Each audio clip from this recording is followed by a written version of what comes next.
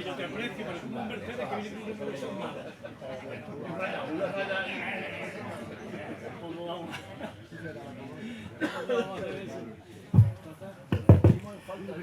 Bien, muy buenas tardes. Vamos a dar comienzo a esta segunda jornada, segunda sesión de las jornadas técnico-jurídicas sobre el 30 aniversario del Estatuto de Autonomía de Ceuta.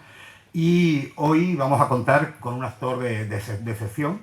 Es la persona que ha dirigido la institución, el ente autonómico, durante casi un cuarto de siglo ya, prácticamente. Estamos muy cerca del cuarto de siglo. Y sin duda es un actor fundamental porque tiene la mayor experiencia sobre el desarrollo del Estatuto de Autonomía. Como el objetivo fundamental de estas jornadas es analizar, reflexionar sobre cómo ha transcurrido ese desarrollo y las posibilidades de futuro para el desarrollo autonómico de Ceuta. Desde luego, nadie más importante en esa tarea o con más tiempo al frente de la institución que Juan José Vivas Lara, que nos va a dar una conferencia cuyo título en principio es precisamente ese: 30 años de Estatuto de Autonomía y 24 de presidente de Ceuta, una experiencia exclusiva. Juan.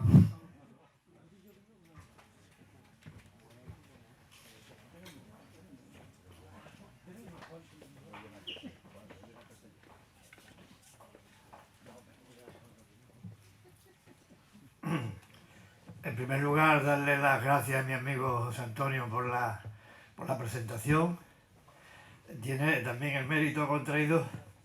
En Melilla me suelen decir Juan José, lo que no esperaba que tú me lo dijeras aquí. En todo caso, muchísimas gracias. Muchas gracias a todos los que han promovido estas jornadas. En particular, yo me voy a detener en el agradecimiento a una persona, a don Adolfo Hernández Lafuente, porque gracias a él estamos aquí. Yo no soy el principal actor de esta historia. Yo puedo contar la experiencia vivida como presidente durante 24 años, pero quien elaboró el estatuto y por tanto trasladó la iniciativa política a algo que luego se convirtiera en una herramienta de trabajo útil para los ceutíes, sin duda alguna es la persona de don Adolfo Hernández Lafuente. Muchas gracias, querido Adolfo, por un trabajo tan bien hecho y que creo que sigue siendo útil para nuestra ciudad. Y muchas gracias por invitarme para que yo valore el estatuto desde la experiencia de estos 24 años, que como mucha gente dice son demasiados, todo un exceso. Y yo creo que llevan razón, son demasiados. En todo caso, a mí esta invitación también me ha servido para recordar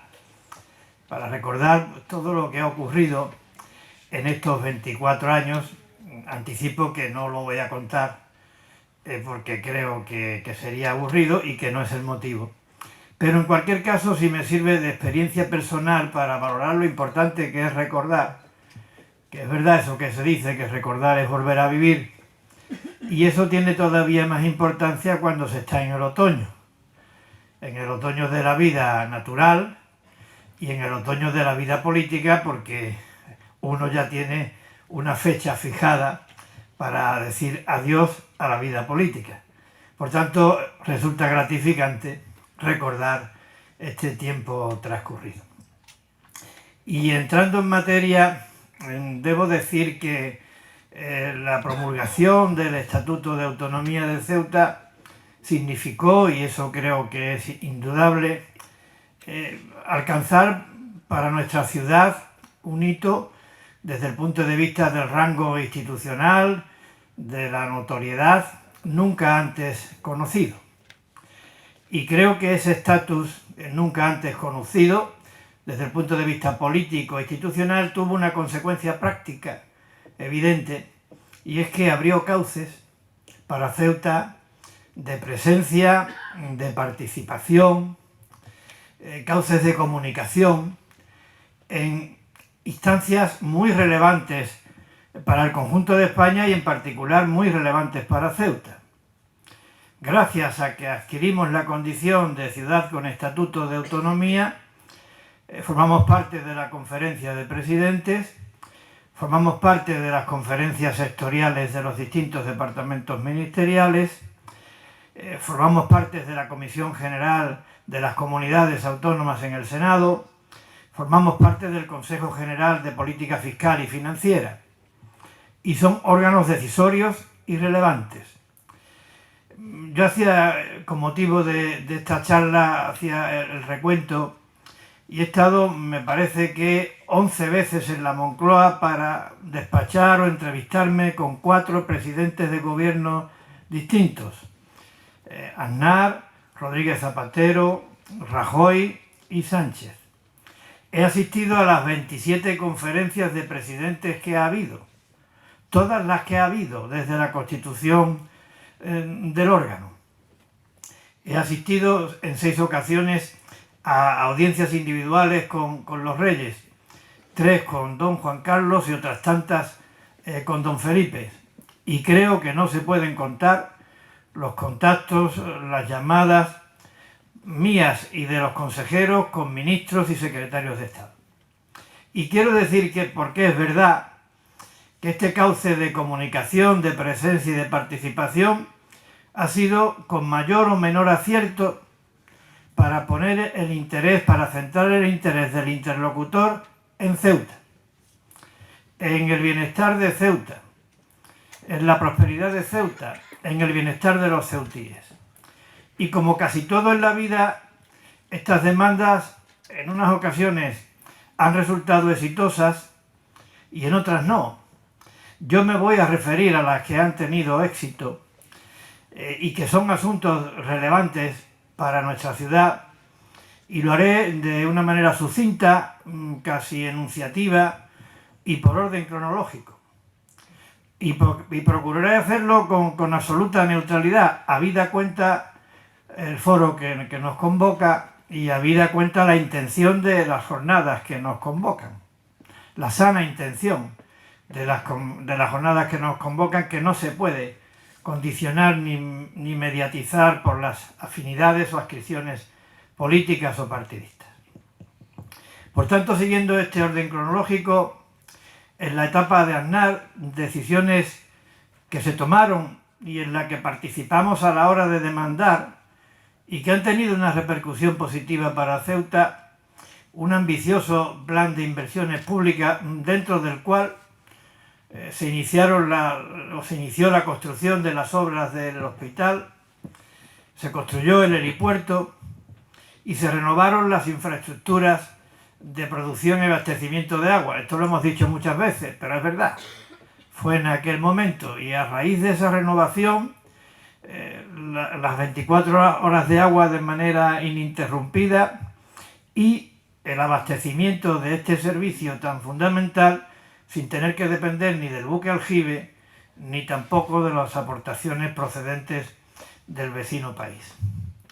En esa etapa también la compensación por pérdidas de recaudación que se pudieran producir en el IPSI por causas estructurales y la aprobación de convenios sectoriales en áreas tan sensibles como la propia producción de agua, servicios sociales, educación, políticas activas de empleo, menores y un largo etcétera.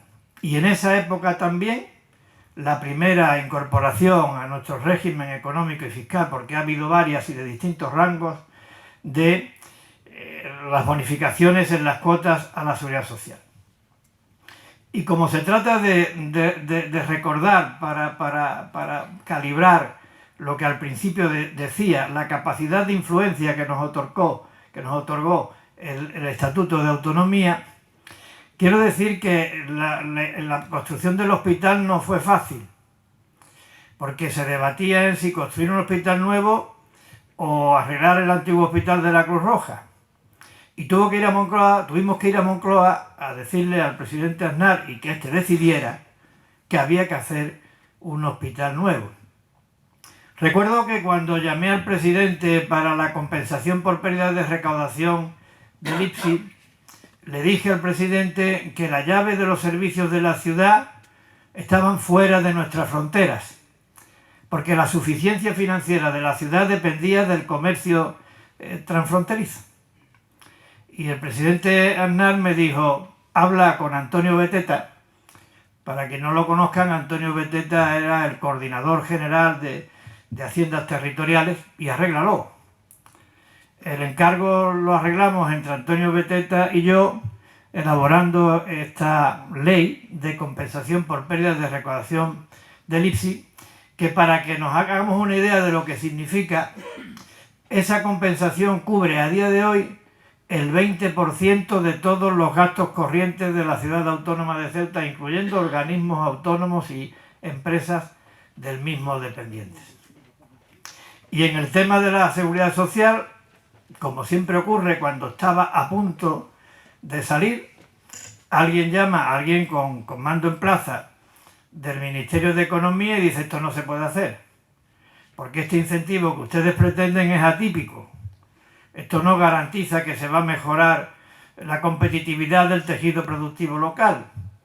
Y a esta persona con mando en plaza del Ministerio de Economía le dije: hasta dónde hemos llegado, con los compromisos que hemos adquirido y con las peculiaridades que tiene Ceuta y su actividad económica, si esto no sale adelante, la única opción que me queda es dimitir como presidente de la ciudad autónoma de Ceuta.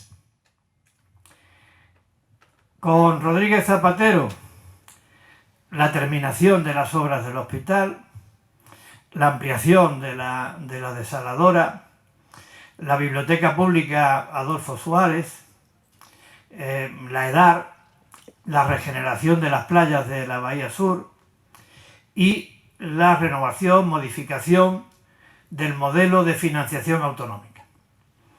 Y ahí también tengo algo que recordar. La negociación fue difícil, fue compleja. Se finiquitó la misma un domingo del mes de julio, estando yo en la playa. Estando yo en la playa, en un domingo de mediados del mes de julio de 2009, me llamó la entonces vicepresidenta de Hacienda, Elena Salgado, para decirme: en función de lo que estáis recibiendo, cuánto necesitáis para que consideréis que el sistema os favorece. Y yo empleé poca retórica, la verdad, le dije el doble. Fuimos el único gobierno del Partido Popular que votó a favor del modelo de financiación autonómica. Algunos no lo entendieron. Quien sí lo entendió fue el presidente del Partido Popular, entonces en la oposición, Mariano Rajoy, que me dijo: habéis hecho lo correcto, negociar pensando en los intereses de Ceuta por encima de los intereses del partido. Con Mariano Rajoy ya en la Moncloa, dos decisiones difíciles, muy difíciles. La primera de ellas fue dejar a salvo la economía de Ceuta, fundamentalmente la inversión pública en Ceuta y el régimen económico y fiscal, dejarlos a salvo de las medidas de ajuste severísimo que había que hacer como consecuencia de la profunda crisis financiera y presupuestaria de 2011 y 2012. Ceuta quedó a salvo, esa fue la primera decisión, y la segunda fue cuando se enderezó la situación, mejorar el régimen económico y fiscal especial. Estamos viendo cuáles han sido sus consecuencias. Con Mariano Rajoy, el 60% de bonificación en el IRPF, la modificación del artículo 33 del impuesto sobre sociedades para que pudieran acogerse al mismo empresas que no cerraran el ciclo mercantil en nuestra ciudad siempre que crearan empleo en Ceuta, y hasta un determinado tope, cosa que tendríamos que solucionar. Y en tercer lugar, pues toda la legislación específica para apoyar desde el punto de vista del régimen especial el desarrollo del juego online y de otros servicios de base digital cuyos resultados todos conocemos. También no puedo olvidar las muchas conversaciones con el presidente Rajoy diciendo que en Ceuta la crisis, en lo que al ámbito público se refería, no podía traducirse en que se cerrara ningún servicio, en que se despidiera a nadie y en que se dejara de pagar una sola nómina, como así ocurrió. Y tampoco olvidaré la llamada de Montoro, ministro de Hacienda, diciéndome que había recibido una misiva por parte de la Comisión Europea instándole, como consecuencia de la crisis, al desmantelamiento del régimen económico y fiscal especial de Ceuta. No cedió, todo lo contrario.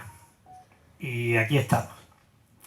Con Sánchez ya es más reciente, el recuerdo no hay que hacer tanto esfuerzo por hacerlo porque prácticamente sus consecuencias las estamos viviendo, pero con Sánchez la elevación al 75% de las bonificaciones en el transporte marítimo y aéreo para residentes, y con Sánchez la gestión de dos crisis que nos cortaron la respiración: la pandemia de la COVID y el episodio de mayo de 2021, que nos puso al borde del abismo, el que nos puso el alma en vilo y el corazón en un puño, cuando nos temimos lo peor. Y creo sinceramente que se dio la respuesta adecuada. En relación con el COVID, la aportación de unos recursos extraordinarios que nos permitieron, como gobierno de la ciudad autónoma, llevar a cabo planes de detección, rastreo y vacunación, y también ayudas para nuestro tejido productivo, los denominados Ceuta Resiste, y también la amortiguación de la caída de los ingresos propios. Y en cuanto al episodio de mayo de 2021, como consecuencia de eso, la incorporación de Ceuta a la Estrategia de Seguridad Nacional, la aprobación del Plan Integral para el Desarrollo Socioeconómico en octubre de 2022, y dentro del mismo dos iniciativas que considero de calado histórico.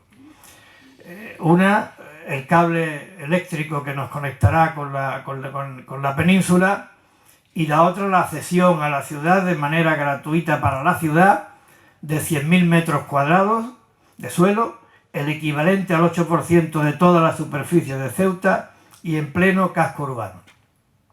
La exigencia de Schengen en la frontera, la eliminación del porteo y la apertura de la aduana comercial, una aduana comercial de la que todos esperamos funcione de manera convencional, sin otros límites y restricciones que los que imponga la normativa o las capacidades logísticas disponibles.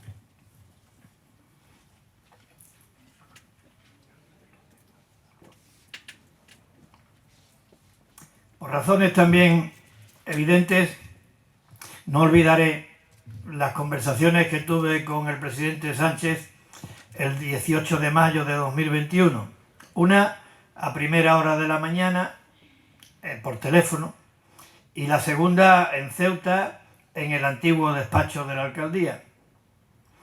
Y allí hablamos de la situación, hablamos de la vuelta a la normalidad, hablamos del modelo económico, de los servicios públicos, de la presencia del Estado, de la frontera, de la presión migratoria, de las relaciones con el país vecino, de la convivencia. En definitiva, hablamos de la necesidad de una política de Estado para Ceuta capaz de atender unos condicionantes sin parangón en el resto de España, unos retos, unos desafíos, unos riesgos, unas amenazas sin parangón en el resto de España, salvo el caso de Melilla. Como resultado de todo eso, las medidas de respuesta a las que me acabo de referir. Y no quiero que se me malinterprete. No quiero decir que todas estas actuaciones que he comentado de estos 24 años, como digo, relevantes para el futuro de Ceuta y su presente, son debidas a la actuación del gobierno autonómico. No es cierto. La autoría de las mismas corresponde a quienes las tomaron, y creo que los he citado. Pero sí quiero decir que las pedimos. Esto también es verdad, lo solicitamos. Y también quiero decir que lo solicitamos porque éramos una entidad autonómica y teníamos acceso directo a quien podía y debía tomar estas decisiones. Y como refuerzo de lo que digo, me retrotraigo a los 20 años anteriores a los que fuimos entidad autonómica. los 20 años anteriores en los que fuimos un gobierno de un ayuntamiento en régimen común. Si repasamos estos 20 años, creo que no damos con ninguna medida que tenga el calado para el presente y el porvenir de Ceuta que tienen las que he comentado, que se han logrado siendo ciudad autónoma. Por eso afirmo que el Estatuto de Autonomía nos situó en una situación privilegiada, preferente, para poder acceder a órganos decisorios que podían tomar, insisto, decisiones determinantes para el presente y porvenir de Ceuta. Y luego están las fotografías, las imágenes, luego está la televisión, luego está el ámbito mediático. Por ser ciudad autónoma, Ceuta está representada cada 12 de octubre en la fiesta nacional junto a las comunidades autónomas y a la ciudad autónoma de Melilla.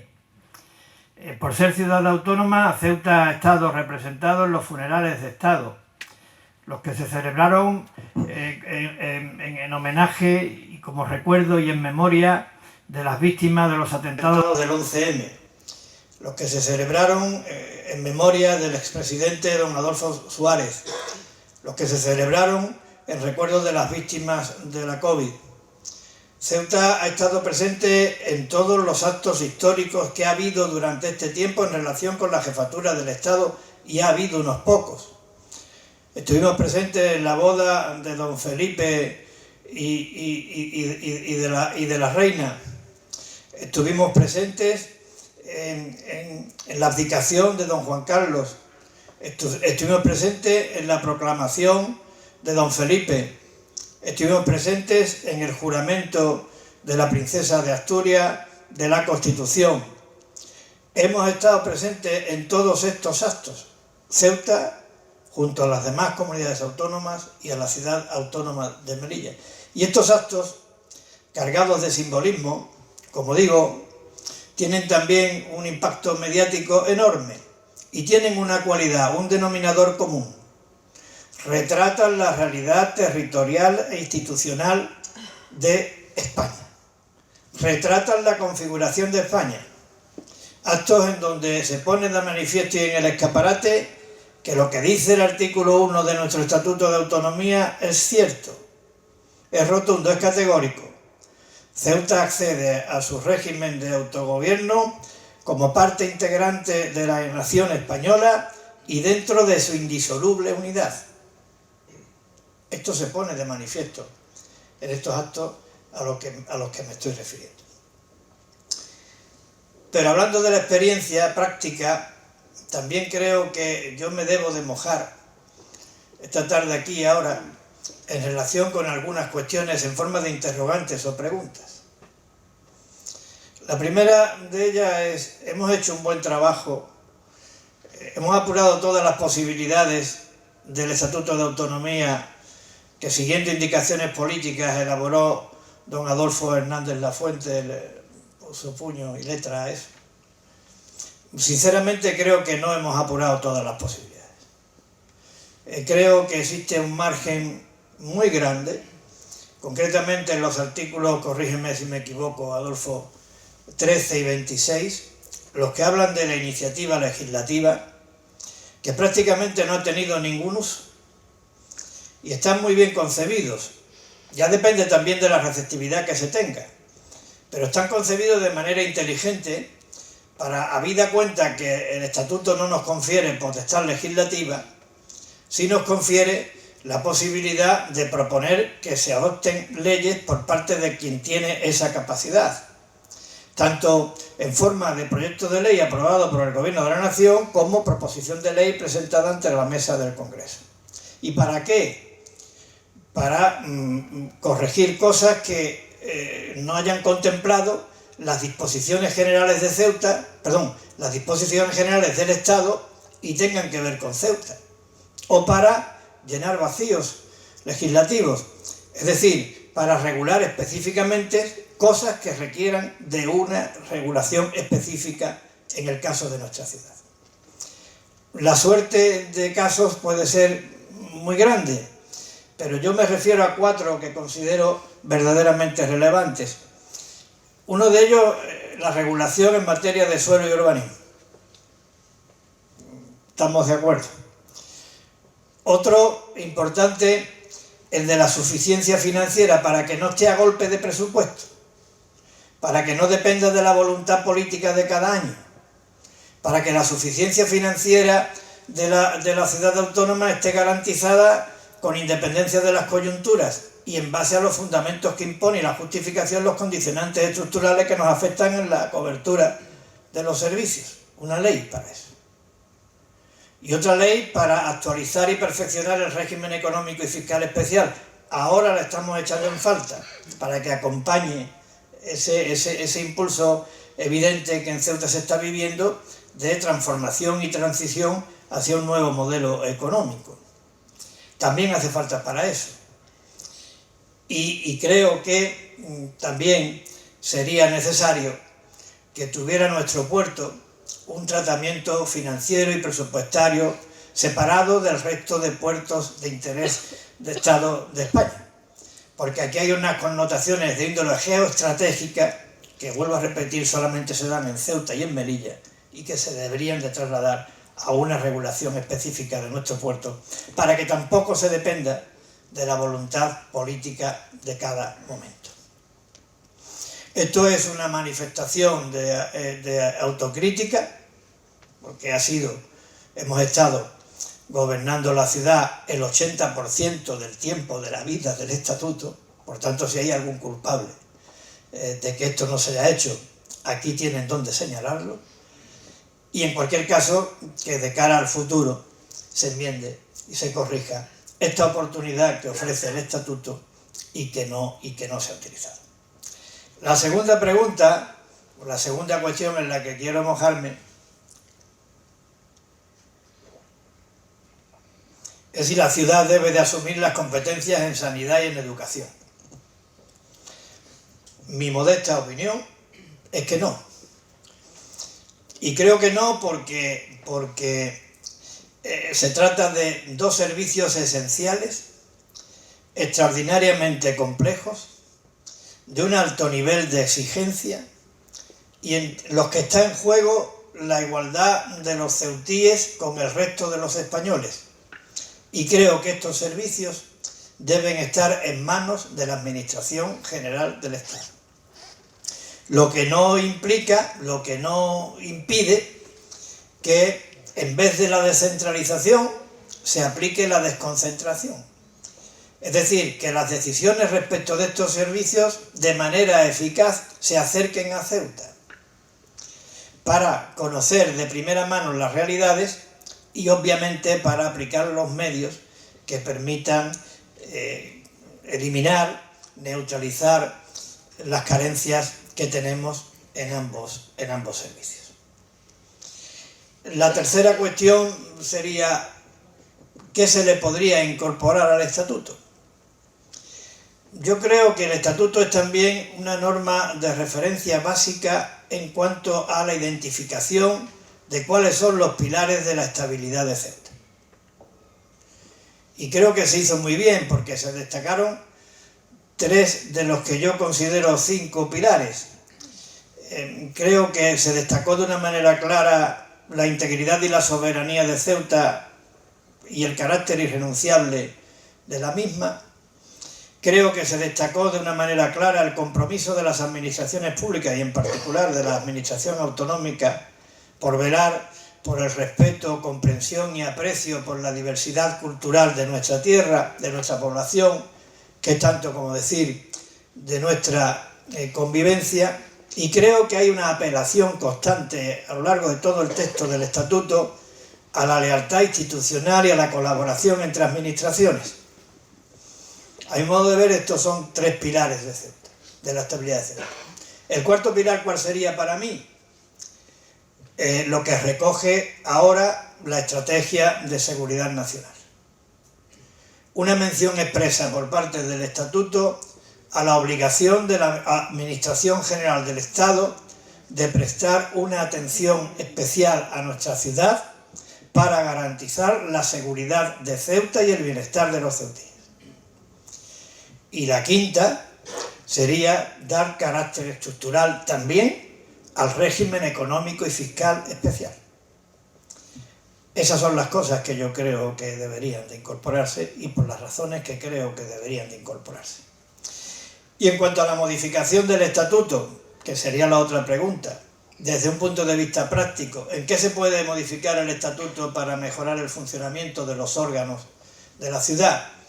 Yo creo que se deberían de diferenciar las figuras del presidente de la Asamblea del presidente de la ciudad, y creo también que se debería de posibilitar el que el presidente de la ciudad tuviera la capacidad de poder nombrar miembros del Consejo de Gobierno a personas que no sean diputados, siempre y cuando no exista un escollo constitucional que lo impida.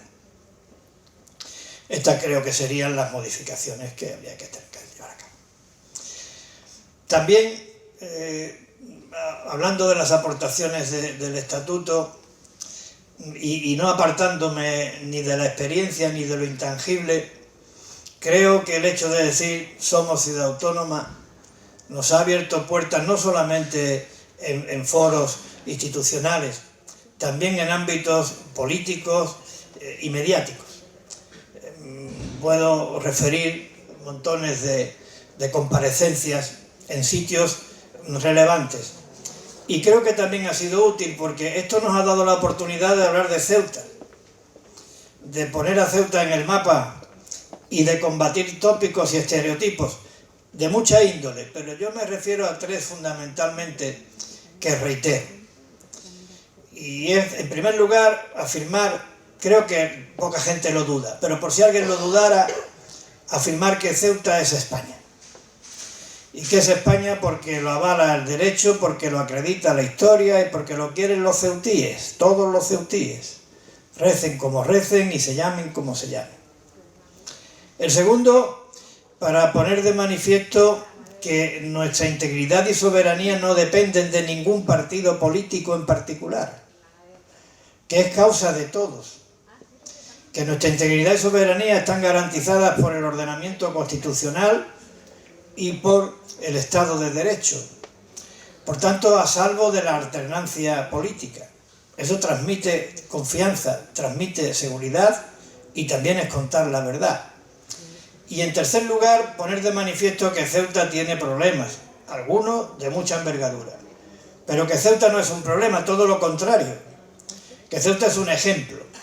Gracias a la condición de su gente, Ceuta es un ejemplo de realización cotidiana, espontánea, natural, de los principios y valores que son pilares de la Constitución y del acervo fundacional de la Unión Europea. Y Ceuta, insisto una vez más, es ejemplo de convivencia. Los ceutíes han hecho de la convivencia una manera de ser y de vivir compartiendo, un rasgo de personalidad que nos enriquece y distingue, del que nos sentimos orgullosos, una clave de supervivencia de cara al futuro de nuestra ciudad.